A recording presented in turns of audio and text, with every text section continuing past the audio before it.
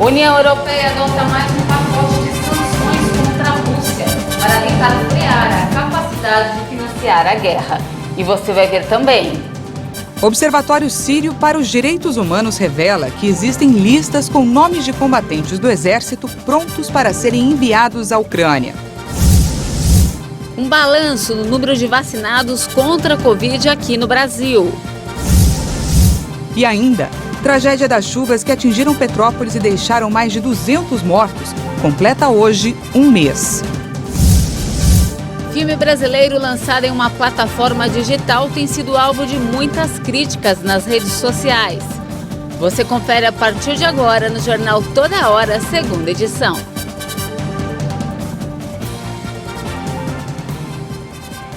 Olá, boa tarde, seja muito bem-vindo ao Jornal Toda Hora, segunda edição. Estamos ao vivo e agora 1h02 pelo horário de Brasília. E vamos juntos dar uma olhada no que é destaque nesta terça-feira no Brasil e no mundo. Começamos com uma atualização da guerra entre Rússia e Ucrânia.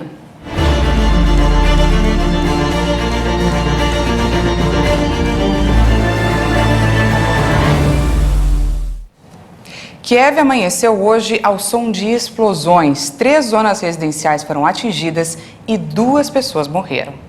Ataques em zonas residenciais de Kiev na manhã desta terça-feira deixaram mortos antes da aguardada retomada das negociações entre Rússia e Ucrânia para tentar encerrar o conflito. Parcialmente cercada pelas tropas russas, a capital ucraniana acordou com 3 grandes explosões. Os serviços de emergência afirmaram que vários distritos tiveram zonas residenciais atacadas. Em Sviatoshin, na zona oeste de Kiev, um bombardeio atingiu um edifício de 16 andares, onde os corpos de 2 pessoas foram recuperados. Outro ataque em Ozork não deixou vítimas e outro em Podilsk causou um incêndio rapidamente controlado. Os bombardeios acontecem antes da retomada das negociações por videoconferência entre Rússia e Ucrânia. Na segunda-feira, o presidente ucraniano Volodymyr Zelensky afirmou que o primeiro dia de conversas foi bom. Moscou exige que a Ucrânia se afaste da OTAN e reconheça a soberania das regiões separatistas pró-Rússia do leste do país. Kiev quer um cessar-fogo imediato e a retirada das tropas russas. E a ONU divulgou um novo balanço com o número de refugiados. 3 milhões de pessoas já deixaram a Ucrânia e destes quase a metade são crianças. E a União Europeia adotou mais um pacote de sanções contra a Rússia. O objetivo é frear a capacidade de Vladimir Putin de financiar a guerra. A União Europeia aprovou o 4º pacote de sanções econômicas contra a Rússia em retaliação à invasão da Ucrânia em setores de energia, aço e defesa. Foram proibidos investimentos em exportações de bens de luxo e importações de produtos siderúrgicos russos. Uma medida atinge as principais petrolíferas do país. Ativos de líderes empresariais que apoiam o Estado russo também foram afetados. No Twitter, a presidente da comissão, Ursula von der Leyen, disse que as sanções prejudicarão ainda mais a capacidade de Putin de financiar essa guerra injustificada e que a União Europeia e seus parceiros manterão a pressão sobre o Kremlin até que ele pare a invasão da Ucrânia. Estima-se que o veto das importações de aço da Rússia afete mais de 3,5 bilhões de dólares em produtos, segundo a Comissão Europeia. O Bloco Europeu, ao lado de outros integrantes da Organização Mundial do Comércio, também avisaram que vão aderir a uma declaração multilateral que suspende os benefícios obtidos pela Rússia como membro da OMC. As últimas sanções seguem 3 rodadas de medidas punitivas que incluíram o congelamento de ativos do Banco Central da Rússia e a exclusão do sistema bancário SWIFT de alguns russos e bielorrussos. Nas últimas sanções, que aconteceram em 3 rodadas de medidas punitivas, incluíram o congelamento de ativos do Banco Central da Rússia e a exclusão do sistema bancário SWIFT de alguns russos e bielorrussos. Em meio à crescente pressão para que a China retire o apoio a Moscou, o Ministério das Relações Exteriores disse que Pequim não tem de ser afetada pelas sanções ocidentais contra a Rússia. Os Estados Unidos insistem que uma possível ajuda da China à Rússia durante a invasão ordenada pelo presidente Vladimir Putin à Ucrânia pode desencadear consequências. Nesta terça-feira, o Ministério das Relações Exteriores do gigante asiático disse que Pequim não tem de ser afetada pelas sanções ocidentais contra Moscou. Pedimos aos Estados Unidos que não prejudiquem os interesses da China ao lidar com as relações com a Rússia.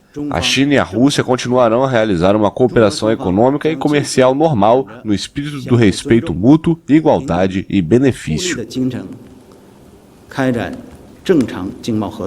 O Ministério das Relações Exteriores acrescentou que Pequim sempre foi contrário ao uso de sanções para resolver problemas, muito menos sanções unilaterais que não têm respaldo no direito internacional. A economia mundial já luta muito devido ao impacto da pandemia. As sanções relevantes afetarão a recuperação da economia mundial e serão prejudiciais para todas as partes. Rússia e China intensificaram as relações recentemente, o que para o governo dos Estados Unidos representa uma aliança hostil de potências autoritárias. Pequim se negou a condenar abertamente as ações de Moscou no território ucraniano. A imprensa americana afirmou que a Rússia pediu ajuda militar e econômica à China para enfrentar a campanha militar e as duras sanções ocidentais. O Observatório Sírio para os Direitos Humanos revelou que existem listas com nomes de 40 mil combatentes do exército e de milícias aliadas, prontos para serem enviados à Ucrânia. O Kremlin anunciou que voluntários, incluindo vindos do Oriente Médio, seriam bem-vindos para lutar ao lado do exército russo na Ucrânia, invadida pelas tropas russas desde 24 de fevereiro.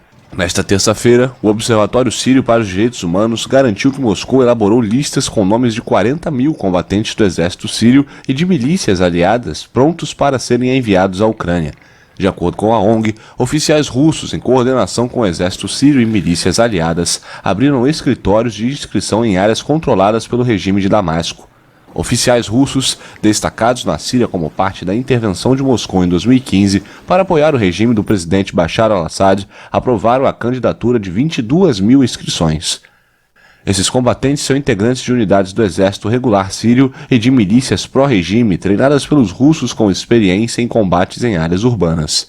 Segundo o observatório, em um país onde os soldados ganham entre 13 e 32 euros por mês, a Rússia promete um salário de 1.000 euros para lutar na Ucrânia.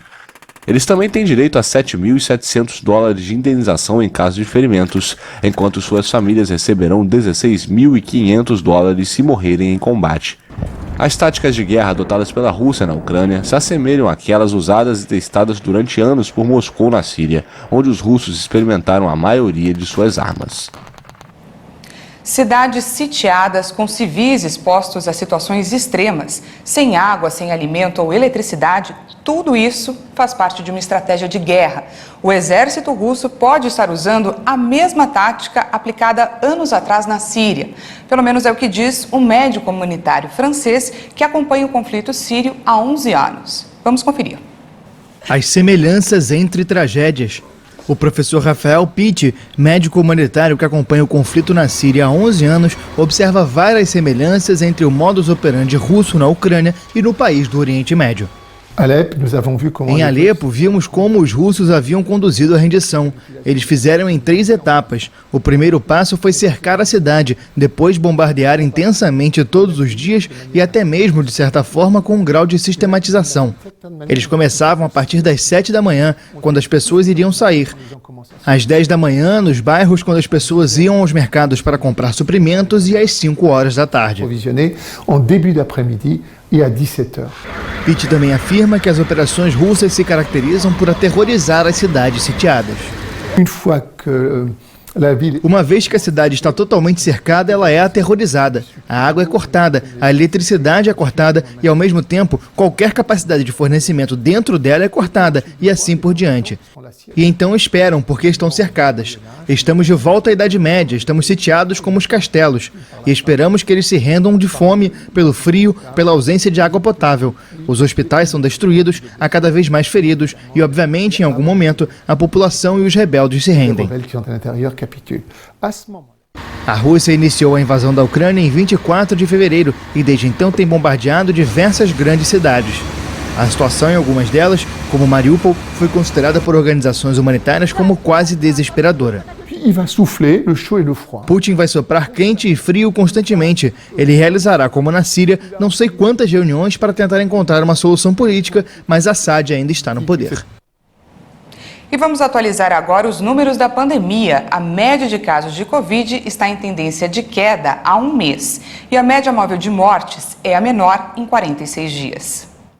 Já foram confirmadas mais 171 novas mortes por Covid-19 no Brasil. O total de óbitos pela doença desde o início da pandemia já atingiu 655.249. Também foram registrados 11.287 novos casos de Covid-19 no mesmo período. Ao todo, já são 29.380.000 diagnósticos confirmados. A média móvel de mortes chega a 415 vítimas diárias. Em relação a 2 semanas, a curva ainda apresenta tendência de queda, com uma variação de menos 39%. A média de casos na última semana foi de 44.371 registros por dia. Os dados também mostraram uma tendência de baixa, com uma queda de 43% em relação a 2 semanas.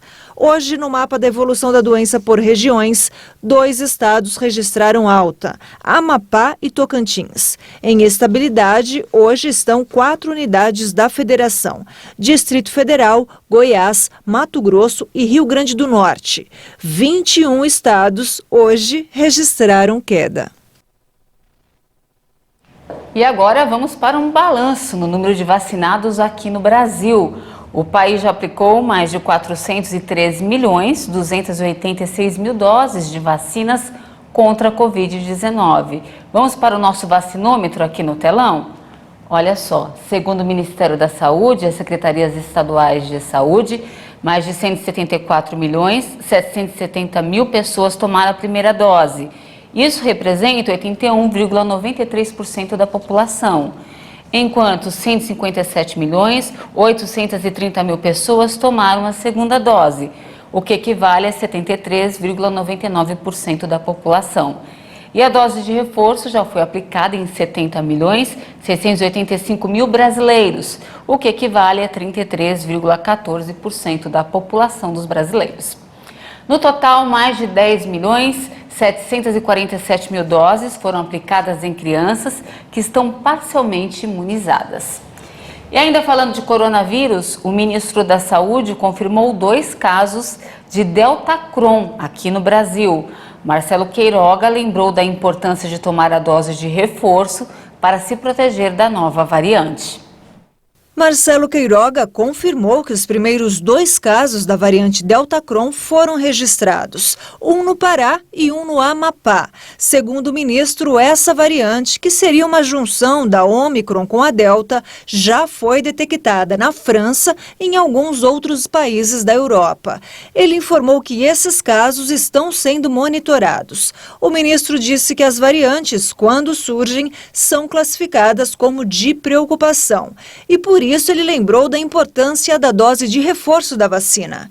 Apesar dos casos já confirmados na Europa e também nos Estados Unidos, ainda não há dados que possam definir a transmissibilidade ou ação do vírus em humanos. Em São Paulo, a 4ª dose da vacina contra a Covid em idosos com mais de 80 anos, que já foi anunciada, deve ser antecipada. A expectativa é de que a imunização comece em todo o estado ainda nesta semana. Por enquanto, a equipe de saúde não definiu se vai ser necessário fazer um escalonamento por faixa etária para a aplicação. E veja a seguir, tragédia em Petrópolis completa um mês. E ainda, filme brasileiro lançado em plataforma digital tem sido alvo de muitas críticas nas redes sociais. Em instantes, nós voltamos já.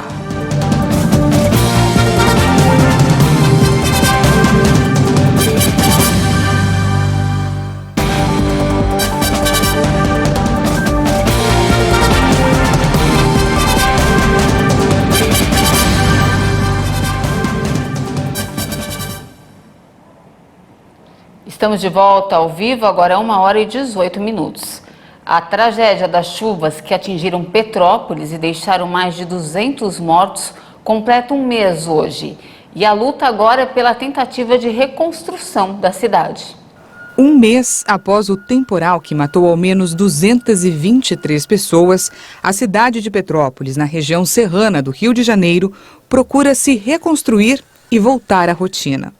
O luto de familiares se une à dor de famílias que ainda buscam por 4 desaparecidos, além do drama enfrentado pelos 685 desabrigados e desalojados. O trabalho de busca pelos desaparecidos do Corpo de Bombeiros segue nos rios e no Morro da Oficina. Petrópolis também teve muitos prejuízos. A estimativa da Federação das Indústrias do Estado do Rio é de uma perda de 665 milhões de reais do PIB da cidade. O levantamento foi feito com base em dados de 286 empresas da indústria e do comércio. Mais de 60% destas empresas dizem ter sido afetadas pelas chuvas. Um mês depois, lojas da Rua Tereza, principal polo têxtil da região, ainda não abriram as portas. Entre os 685 desabrigados e desalojados que estão instalados em 21 abrigos da Prefeitura de Petrópolis, ainda há esperança de voltar para casa. A Defesa Civil tem trabalhado duro para liberar as casas afetadas pelos deslizamentos, mas que tenham condições de moradia. A Prefeitura estima que 40 pontos foram atingidos pelo temporal. A Defesa Civil dispôs de 16 equipes para vistorias, mas ainda há 3.000 processos a serem concluídos de um total de 5.700. São imóveis ou áreas que precisam de vistoria e laudo da Defesa Civil para atestar o risco. E o calendário do abono salarial PIS/PASEP foi retomado hoje, com a liberação do pagamento para quase 2 milhões de trabalhadores. Após uma pausa de 19 dias, o calendário de pagamento do PIS/PASEP volta para beneficiar os nascidos em julho, como é o caso do PIS, e quem tem inscrição com o final 6 no PASEP. Mais de 1.900.000 trabalhadores vão receber o abono nesse lote. E dessa vez, a Caixa Econômica vai pagar mais de 1.746.000 inscritos do PIS, com um total de 1,5 bilhão em recursos. Já pelo Banco do Brasil, vão ser pagos 224.226 abonos do PASEP, num total de 246 milhões de reais. De acordo com o Ministério do Trabalho e Previdência, no total o benefício deve ser pago a 22 milhões de trabalhadores, no valor de 21 bilhões de reais até 31 de março. E para ter direito ao benefício, é preciso estar inscrito no PIS/PASEP há pelo menos 5 anos, ter trabalhado formalmente com carteira assinada no mínimo por 30 dias em 2020 e recebido no máximo até 2 salários mínimos. E antes de encerrar, uma polêmica.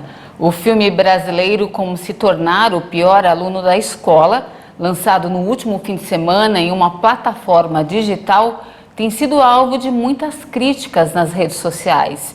Especialistas de diversas áreas consideram alguns conteúdos inapropriados e criticaram a exibição. Por causa de toda essa repercussão, o ministro da Justiça vai tomar providências contra a obra. Vamos conferir na reportagem.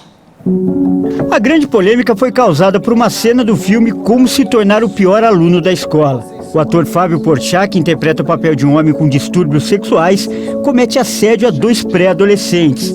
Por causa da linguagem pesada, o diálogo entre os personagens não pode ser reproduzido. A cena escandalizou muita gente e foi bastante criticada na internet. O assunto virou um dos tópicos mais comentados no Twitter. Alguns classificaram a cena como apologia à pedofilia.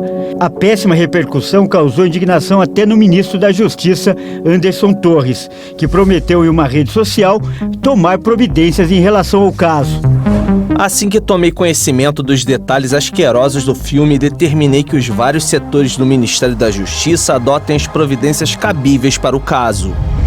O filme Como se tornar o pior aluno da escola foi lançado em 2017 e se baseia em um livro que leva o mesmo nome, de autoria do ator Danilo Gentili. E a polêmica veio à tona porque o longa-metragem estreou no último fim de semana em uma conhecida plataforma digital. Gentili também se manifestou em uma rede social e ironizou as críticas. O maior orgulho que tenho na minha carreira é conseguir desagradar com a mesma intensidade tanto petistas quanto bolsonaristas.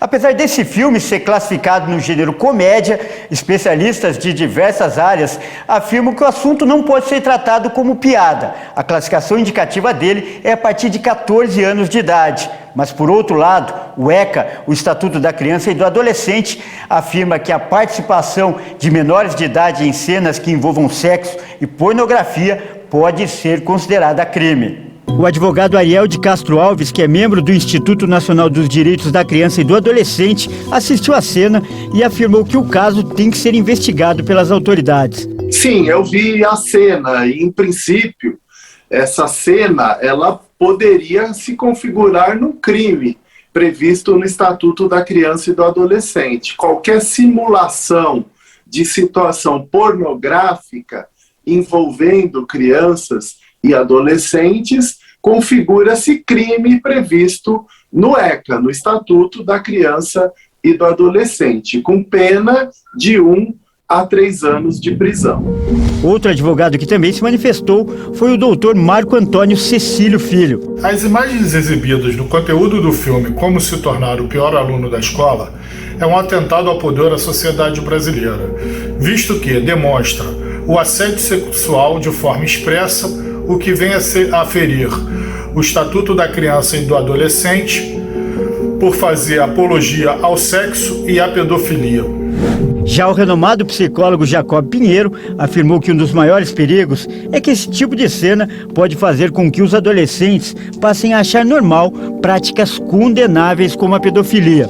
É preciso entender que esse jovem acaba de receber uma desrazão pedagógica. É o contrário do objetivo didático da escola, do ensino e do comportamento do adulto em geral em relação à criança e ao adolescente. É crime. Em síntese, vai originar nesse adolescente a ideia de que cometer crime não é crime. O pastor Márcio Alves, que é líder do Ministério Jovens que Vencem, da Igreja Internacional da Graça de Deus, também criticou com veemência o filme. Ele afirmou que o caso serve como um alerta aos pais e responsáveis, que devem acompanhar de perto os conteúdos acessados pelos filhos. Não tem escapatória. Você que é pai, você que é mãe, você que é representante, o líder espiritual da sua casa, você tem que acessar o conteúdo antes do seu filho ou qualquer criança e adolescente, até jovem, ter acesso àquele conteúdo. Eu gostaria de deixar uma referência bíblica em Lucas capítulo 4, versículo 40, a Bíblia Sagrada diz: "E o menino crescia e se fortalecia em espírito, cheio de sabedoria, e graça de Deus estava com ele." A graça de Deus estava com ele. Então, esse versículo eu queria deixar também com vocês. Se preocupe com a educação natural e espiritual dos seus filhos, seus sobrinhos e netos, porque eles são futuros da nossa geração e eles vão ser aquilo que eles estão consumindo no dia de hoje. Deus abençoe. Muito bem colocado. E agora há pouco, o Ministério da Justiça, por meio da Secretaria Nacional do Consumidor, determinou a remoção do filme das plataformas de streaming. Caso a determinação não seja cumprida, a multa pode chegar a R$50 mil. E essa edição fica por aqui. Muito obrigada pela sua companhia. Uma boa tarde para você. Eu volto a 1h50 com mais informações. E claro, eu espero você. Até mais.